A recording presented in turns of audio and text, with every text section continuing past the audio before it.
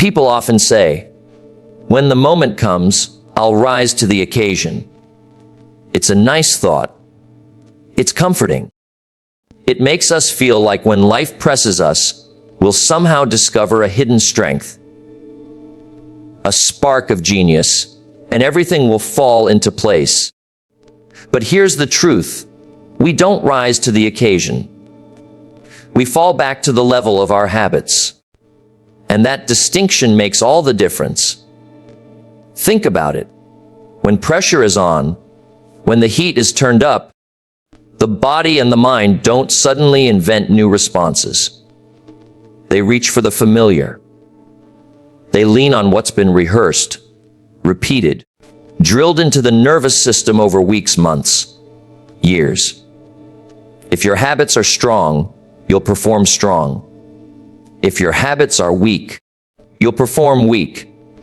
It's not magic. It's not luck.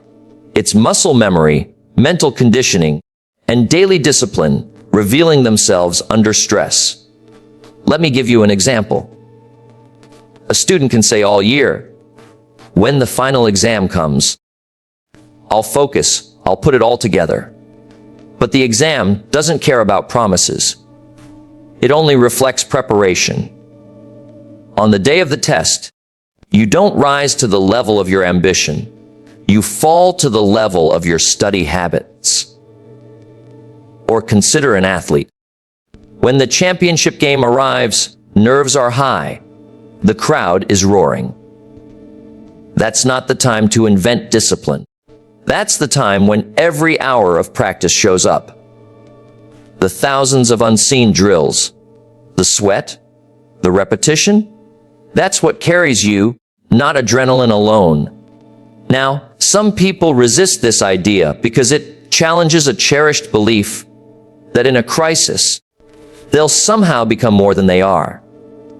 But let's look closer. Crisis doesn't transform you. It reveals you. It takes off the mask.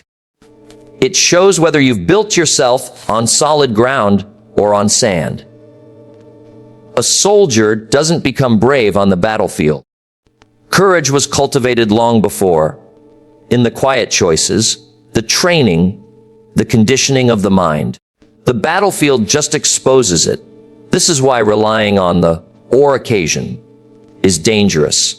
It's a gamble with terrible odds. If you only prepare to perform when you feel inspired, you've already lost. Inspiration is a spark, but habit is the fuel.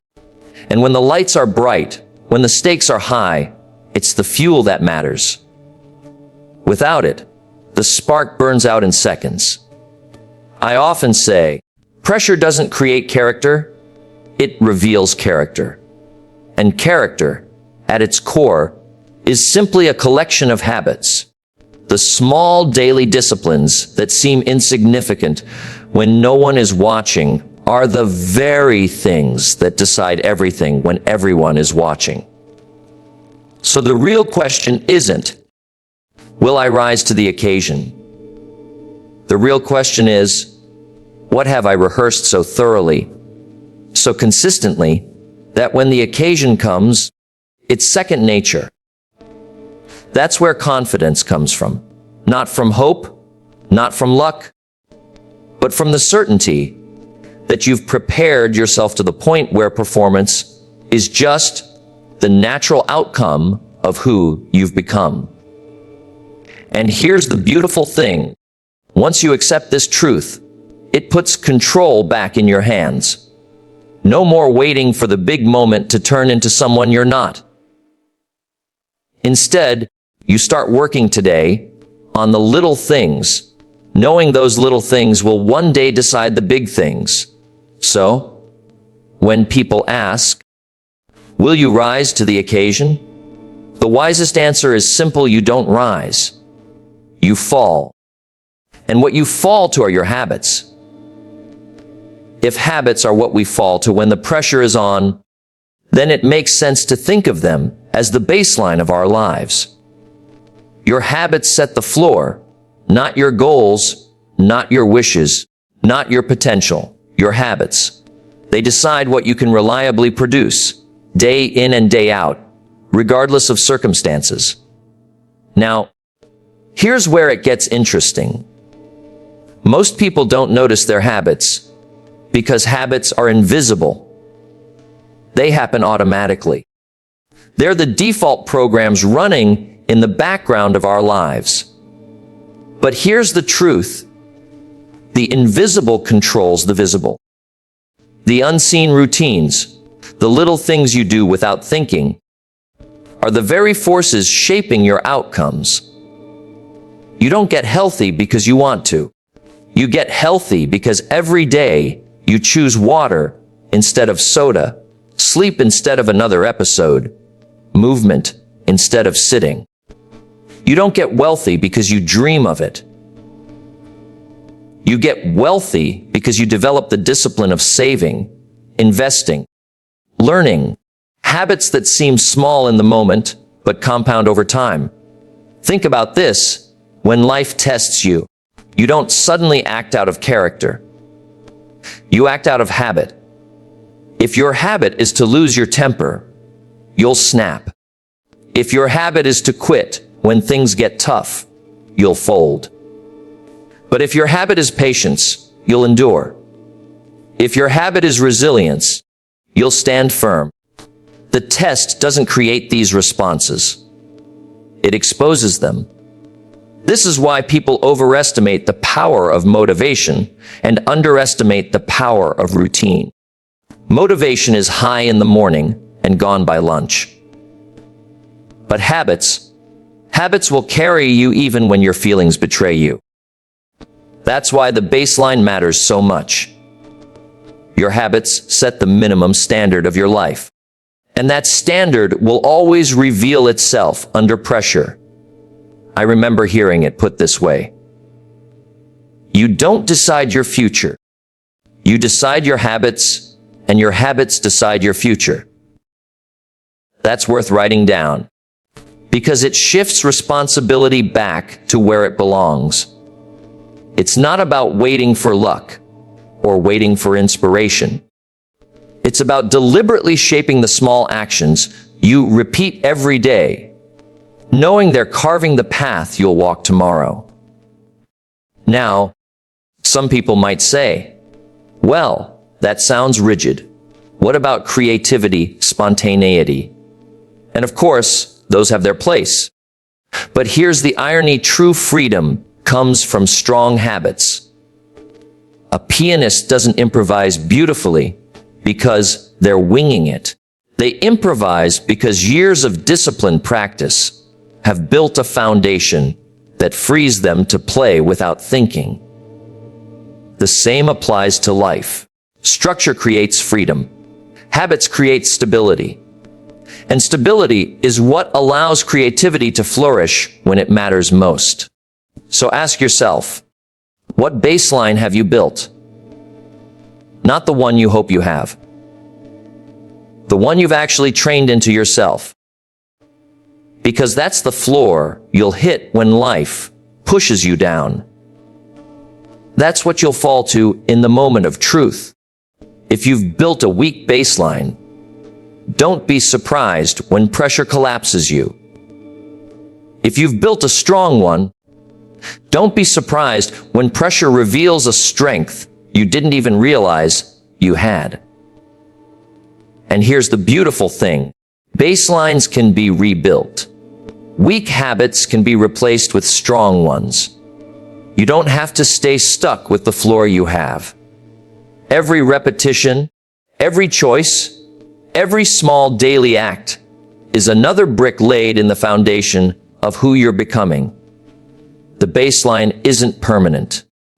It's constructed, and you're the builder. Pressure is an interesting thing. People think it transforms them, that somehow the intensity of the moment will bring out a version of themselves they've never seen before. But the truth is far less glamorous. Pressure doesn't create, pressure reveals. It takes the mask off. It strips away the layers we use to hide our inconsistencies. And it puts on display the person We've been rehearsing in private all along. That's why pressure is so powerful. It doesn't make you stronger. It simply uncovers the strength you already built. And if there's none there, well, the moment doesn't lie. Look at how people respond under stress. Someone who's spent years building patience doesn't suddenly lash out when the heat rises. They may feel the same surge of emotion as everyone else, but their discipline, their training holds them steady.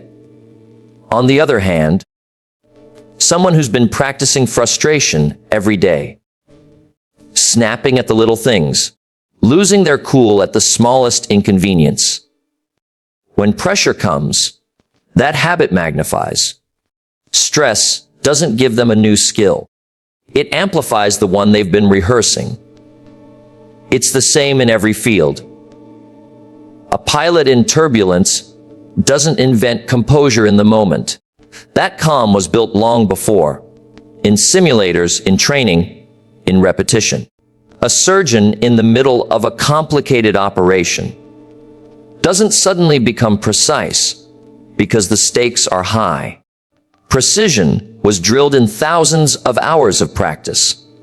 The operating room simply reveals it. Now, here's the mistake most people make. They confuse intensity with preparation. They think that when the big moment comes, adrenaline will make up for the lack of discipline. But adrenaline doesn't give you new skills. It only heightens the skills you already have. If your foundation is weak, adrenaline will just make the cracks more visible. This is why I often say, in the big moments, you don't become more of who you wish you were. You become more of who you truly are. And who you are is largely a reflection of your habits, your routines, your discipline when no one is watching. Philosophers have long recognized this truth. Aristotle said, "We are what we repeatedly do." Excellence, then, is not an act but a habit. Notice the wisdom there. Excellence is not about the rare occasions when the lights are on and everyone is paying attention. It's about the consistency of what you do when no one is applauding. Because when the lights come on, that's what will surface. So pressure is not something to fear. It's something to respect. Because it doesn't lie. It gives you an honest reflection of yourself. If you're unprepared, it will expose you. If you're ready, it will validate you. That's why the answer is not to avoid pressure, but to prepare for it long before it arrives. Think about it this way: when the storm comes, it's too late to build a strong roof. The storm doesn't care about your intentions. It only reveals the quality of the roof you've already built. Life is the same. The test doesn't make you, it unmasks you. And so, the wise don't pray for the occasion. They prepare for it. They don't rely on hope. They rely on habit. Because they know, when the moment of truth arrives, they won't rise to their best wishes. They'll fall to their best training. Excellence isn't built in the spotlight. It's built in the shadows, in the small hours, in the repetition no one sees. That's the truth about preparation.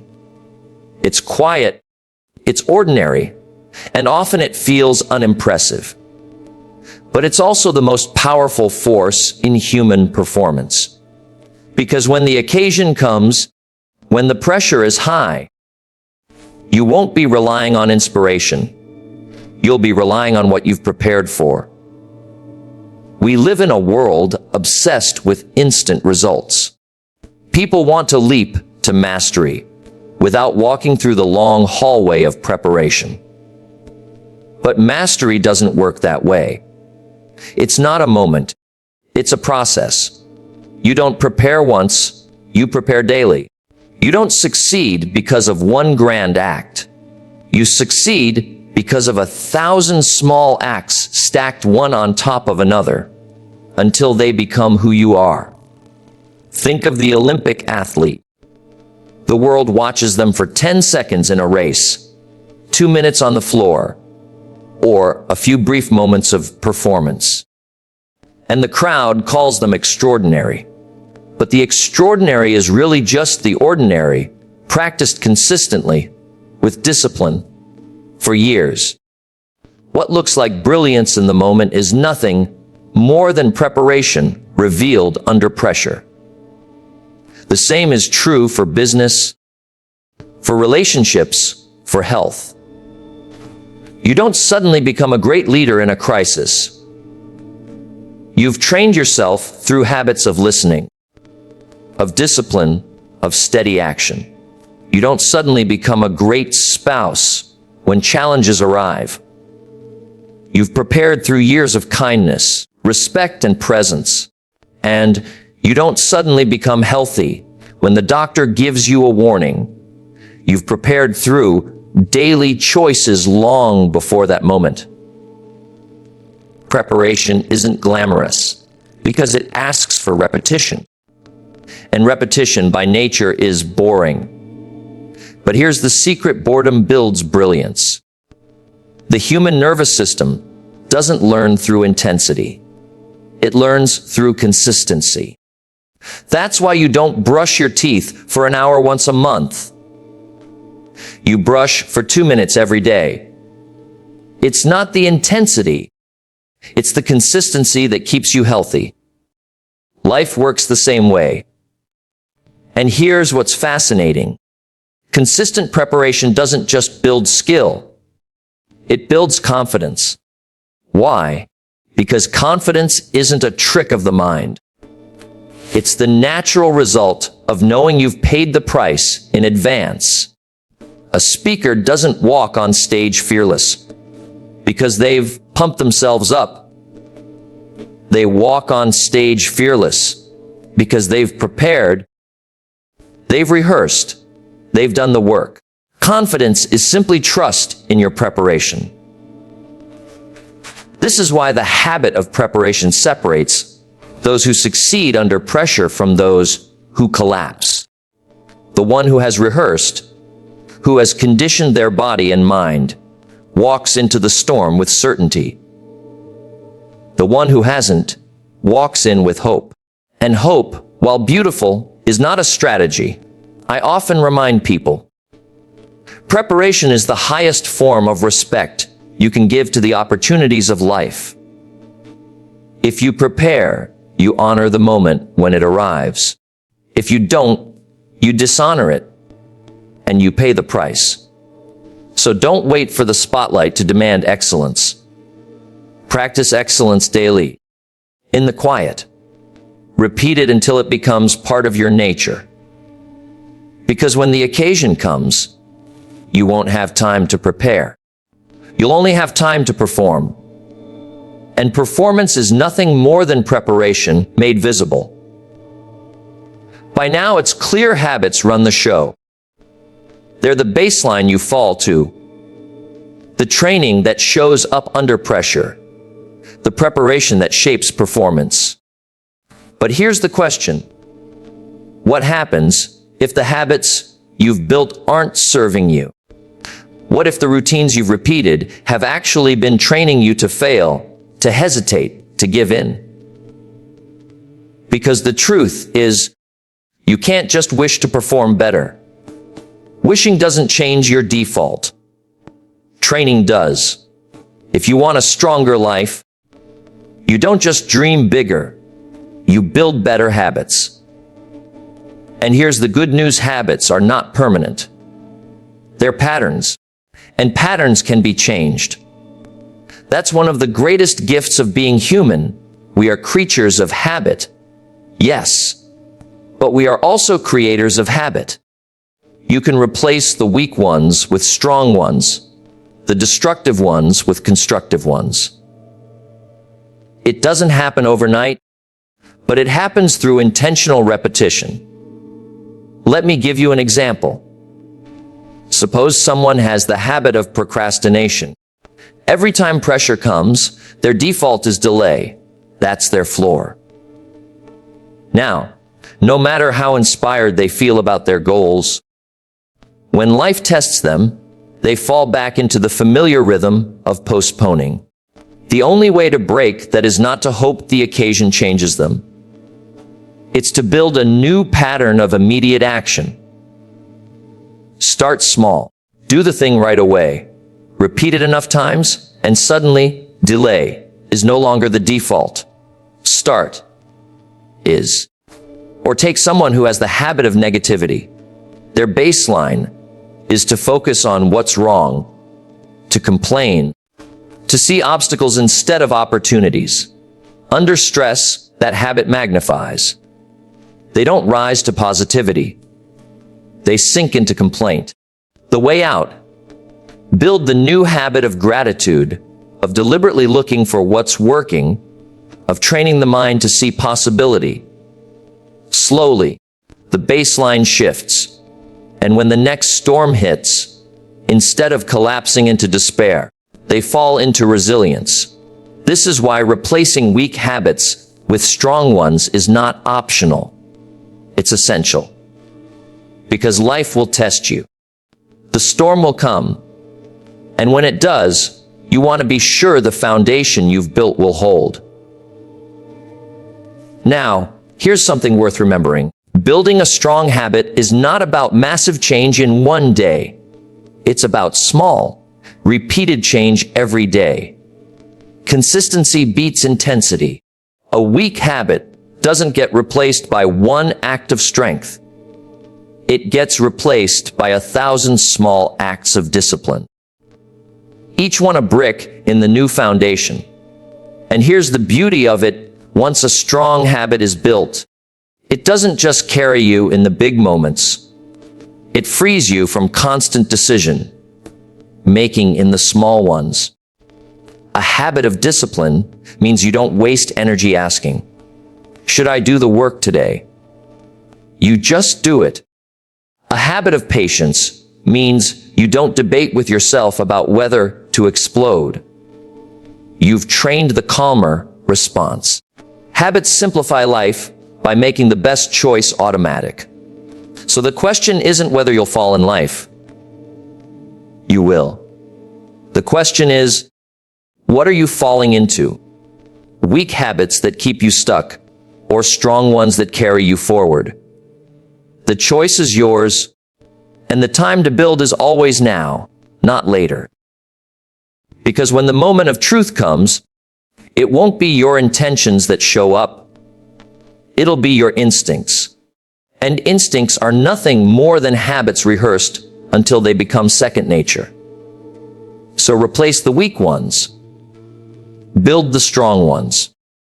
And give yourself a foundation you can trust when life presses hardest. Everything we've talked about leads here. Habits aren't just about today. They are about tomorrow. The routines you practice right now are not just shaping your present performance. They are quietly constructing your future self. And that's a sobering thought. Because it means that the person you will be in 5 years isn't a mystery. It's being decided today, in the choices you repeat, in the patterns you reinforce, in the disciplines you either embrace or neglect. The future doesn't arrive fully formed. It arrives in pieces, built out of the bricks of your daily behavior. That's why small habits matter so much. They accumulate, they compound. They may look harmless or insignificant in the moment, but each one is a vote for the kind of person you are becoming. Eat poorly once, it's nothing. Eat poorly daily, it's a future of poor health. Skip one act of discipline, it's small.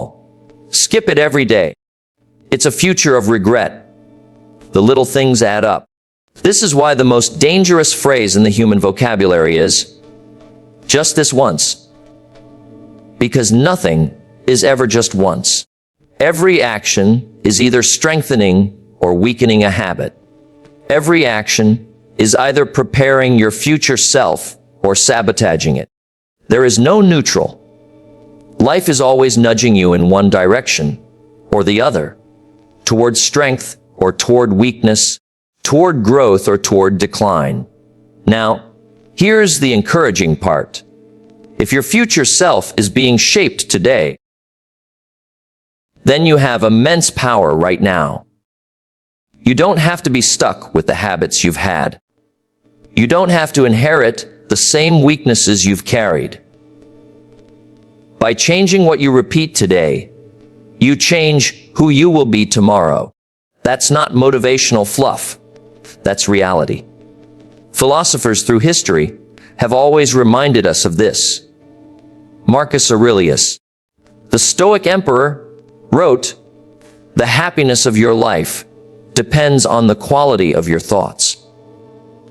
He understood that what you dwell on, what you practice mentally and physically, builds the life you'll experience. Or think of Jim Rohn himself.